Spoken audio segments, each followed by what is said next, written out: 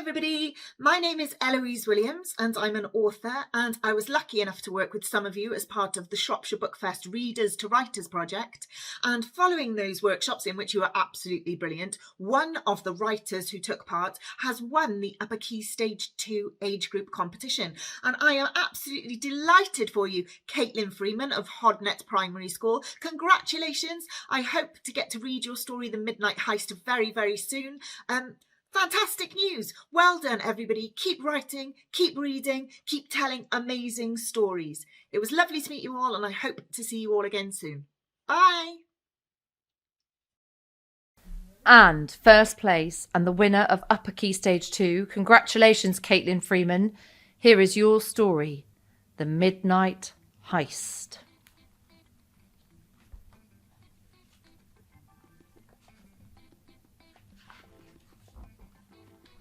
Chapter 1. Midnight. Only Ava knew what happened that night. The shouts of the security guards and the continuous wailing of the blue lights. It was all unplanned. Ava, an 11-year-old shy girl, was lolling about in her chaotic bedroom, waiting for the seconds to tick by until midnight. Today was the day. Her stomach twisted and did somersaults as she thought about it. She regretted telling her father that she would do it. She didn't want to do it.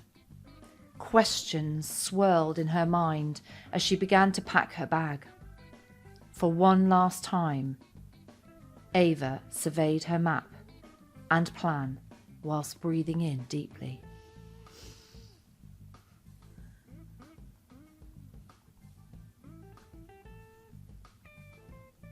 The room smelt comforting. Its clothes littered, grey carpeted floor and sky blue walls calmed her nerves down a tinsy bit. This could be the last time she would be in her room. This would be the kind of act that no 11-year-old should have been asked to do, let alone have to do. She sleepily trudged over to her wardrobe, which was on the other side of the room, and slipped on some shabby jeans and a blue top. Not that her appearance mattered. She dragged a brush through her hazelnut brown long hair. It was time. Goodbye, she whispered down the hallway to her parents. With that, she opened the window, climbed through, and fled into the darkness. Chapter 2. Streetlights. Ava lowered herself cautiously to the ground using her rope system. She slithered round to the side of her secluded house and, using her mobile, made a phone call to Ella, her BFF and partner in crime. Ella was the technical and security side of this act. Ella, is the connection ready? Ava asked quietly. Sure is, Ella replied confidently. Ava then switched her earpiece from her phone and started moving. Dressed in full black, she kept herself hidden away while swiftly advancing across the grass. Ava didn't live that far away from the museum. The fast gush of the Wiver River stood out from all of the town and highway traffic. Ella kept on directing Ava through the boggy, dark grass and the punctures of light made by the streetlights. Finally, Ava came to the back entrance of the museum. She took out her map and read the notes from her father. Remember the back entrance. And, once stolen, run. Luckily, there was a delivery happening and Ella had hijacked the security cameras so her presence was unknown. The delivery meant that the back entrance doors were open, enabling her to slip in. Ava moved briskly but elegantly across the rough, stoned wall until she reached the entrance. Sneaking in while no one was looking, she made it to behind the colossal dark oak doors of the back entrance. She would wait here until everyone was gone. Chapter 3. The Act. The sacred golden book would be hers soon enough. Well, her father's. All of the delivery drivers had gone, and only the solitary security guard was left. His stubby ginger beard and bright blue eyes were his only features visible in the diamond light. His uniform was well worn and patched in some places. All his creases had disappeared, which she noticed as he came into view. Ava's father had provided her with a dart gun for any unexpected people, and the security guard was one of them. She carefully lifted the gun out and aimed it precisely to shoot at the guard's neck. She quickly drew back the trigger and... "Yes!" hissed Ava as she hit her target. The guard dropped like a stone to the cold, tiled floor. Now it really was time to steal the golden book, which she was told held the secrets to the universe and history. She still had one last thing to do before she could rob it. "Ella, is the high-tech protection system on the book off?" inquired Ava. "Sure is," answered Ella, sounding stressed. Ava advanced from behind the door and stood at the side of the stairs. It was then, all of a sudden, she heard a quiet, continuous beeping sound coming from the ominous darkness ahead. She didn't think much of it, as she just thought it was her earpiece or a disabled security. So she just carried on, sliding across the stairs.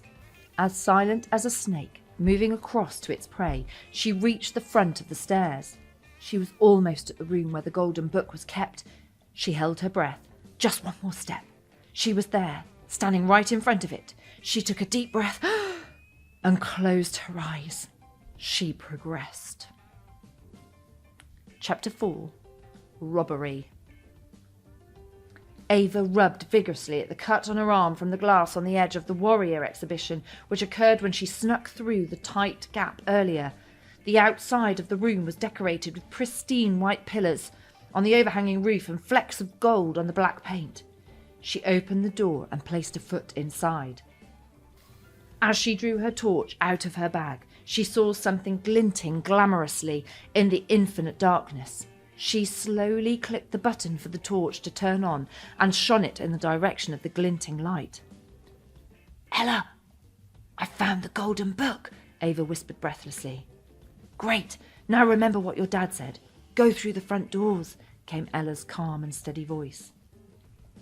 Ava took one last step forward before she lifted the glass casing surrounding the book. Gently, trying to be as quiet as a mouse, she removed the casing and placed it on the ground. It was then that she placed a hand on its bumpy golden leather cover. She didn't know this yet, but this would be the first and last time she would touch this book. Finally, coming back into the world of reality, she realised she needed to steal this book, and fast. Quickly placing it in her bag, trying not to break it, she raced out of the room. She stood back in front of the stairs, looking at her plan for the way back home. It was easier than the way here because she didn't have to sneak as much. Out of curiosity, she opened the book, and her eyes hit a peculiar written part. It read, "This is a sacred book from long, long ago. Thou hast found this book and will have to follow these steps to break the curse." Ava stood stunned. A curse? Ava had already had enough trouble with her father, and she didn't want more. She pushed the thought out of her mind and calmed herself down. "Ella?" Ava asked. "Yes?" Ella replied curiously. Ava had second thoughts on telling Ella, so just answered, "Oh, no, nothing." She sped across to the entrance whilst dodging all the other exhibitions. When she reached the entrance, she put her overalls back on. Chapter 5. Security. Ava wrapped her hand around the doorknob and opened the door. As soon as she stepped out of the museum, she heard an ear-splitting, high-pitched sound. In a moment of horror, she realised it was the alarm. Ella hadn't disabled the alarm. "Ella, you didn't disable the alarm!" Ava screamed. "I'm so sorry," were the only slow, pathetic words that came out of Ella's mouth. Ava had never been so angry in her life. Suddenly there were the shouts of security guards and the wailing of the blue lights coming from the highway. She couldn't believe her ears. This was not meant to happen. She just wanted the ground to give way under her feet and the earth to swallow her up. Her head snapped back from dreamland, and in alarm, she manically hid behind one of the pillars. It was still dark, and she could probably sprint round to the side of the park by the river. Then it would only be a short trudge back home to her house. The rain slashed down. Ava made her decision to make a move to the park. There was a strong wind, 2 bright lights, everybody panicking because they knew the golden book was stolen. Ava looked up to see 2 police helicopters. This was serious. She had to escape, but with the helicopters here, surely she would get caught. Gathering up all of her courage, she went full pelt over to the park. Luckily, she reached it uncaught. It was time to go home and hand the book over to her father. As she made her way back, she still had to linger in the shadows since she knew they would already be patrolling the area. Ava slicked back her soaked hair, which had already gone frizzy. From the lack of light, she nearly fell into the river. "Ella, I'm nearly home," Ava announced before she gave a sigh of relief. "Brill, now I'm going to disconnect our earpieces," Ella replied, sounding cheerful. Ava took the last few steps to her house, slowly. When she approached, she automatically put a smile on her face. She was home. Epilogue. Home, sweet home. Once again, she used her rope system, but this time to go up into her bedroom. The comforting smell filled her nostrils and her shoulders relaxed. Ava started to walk sleepily to her parents' room. She knocked on the door. Her father answered, and her mother was awake with a start. Ava didn't even have a chance to say hello or even get a hug before her father viciously snatched the book out of her hands. "Goodbye," he growled through gritted teeth.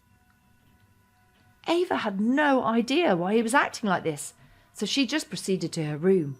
She heard the sound of footsteps in the hallway, then the loud slam of her front door. Ava shifted over to her window to see her father running into the mall, the golden book under his arm. That was the last glimpse of her father Ava ever saw. That was The Midnight Heist by Caitlin Freeman.